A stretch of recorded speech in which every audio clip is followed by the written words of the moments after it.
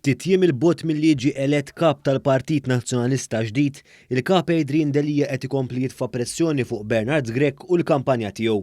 Dan permezz ta' sensiela ta' botti u attakki f'numru ta' intervisti li qed jagħmel. Fil-fatt f'intervista fuq ir-radju tal-Partit l-4 wara nofsinhar, Adrian Delija wieġeb lil Bernard Grech dwar il-laqat tal-grupp parlamentari li kien jagħmelu. Aw min qal ġifieri speċi irid jintaqa' l-grupp parlamentari. Ġifieri dis-sena biss. Intqajna mhux tal-regolarment tal-li ġieli darbtejn, 3 darbiet fil-ġimgħa. Dan wara li Bernard Grech qal il-grupp parlamentari ma kienx jiltaqa' għal xhur sħaħ. Żgur li nlaqqa lill-grupp parlamentari b'mod regolari u ma nħallih xarejn jew 3 xhur ma jiltaqax. Delija fetħilha wkoll dwar l-establishment tal-Partit Nazzjonalista li qegħdin wara Bernard Grech. Fost oħrajn fetħilha kontra Luis Gallia li kien strumentali biex ikkonvinċa lil Roberta Metsola u Teris Komodini Kakija sabiex ma jikkontestawx u bekk twittiet triq biex Bernard Grech jikkontesta waħdu kontra Delija f'din it-tellieqa. L-ewwel jisom provaw jgħidu li hawn 4, 5, 6 biex ikollna open contest. U mbagħad ftehmu bejniethom biex ma joħroġ ħadd, u mbagħad għażlu huma.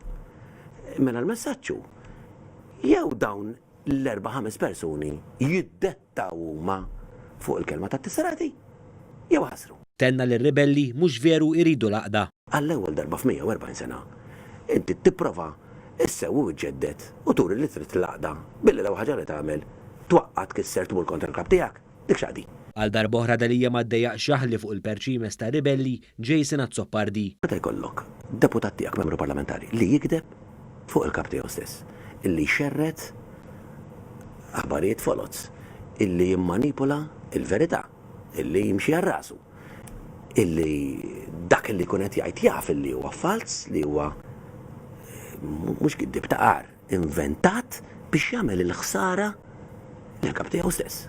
X'ma ħadimx. Hemm problema serja f'min jagħmel hekk. Sostna wkoll li l-Partit Nazzjonalista ma kisibx il-fiduċja tan-nies minħabba l-attitudni ta' dawk li sfiduċjawh. Inxettel dubi sa din il-ġimgħa stess fuq il-kap tal-partit tiegħi stess.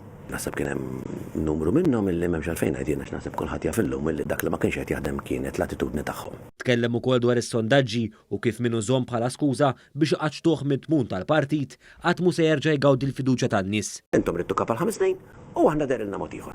Għax kien hemm xi editur u kiteb artikli fil-gazzetta kontra l-kap tagħna. Flok li ddefenduh, ġifieri is-servej sejrin ħażin minħabba l-kap tal-partit jew minħabba dawk illa qatt mhux se jerġgħu jgawdu l-fiduċja tan-nies. Qal ukoll kif is-sondaġġi prattikament ikkundannaw lil dawk li jridu jqaxtuh akkosta kollox. L-alternattiva hija li dawk illi ma rrispettawx il-kelma tat-tesserati għażlu huma kandidat għalihom taħt l-iskuża tas-surveys illi prattikament iktar kienet jikkondanna lilhom.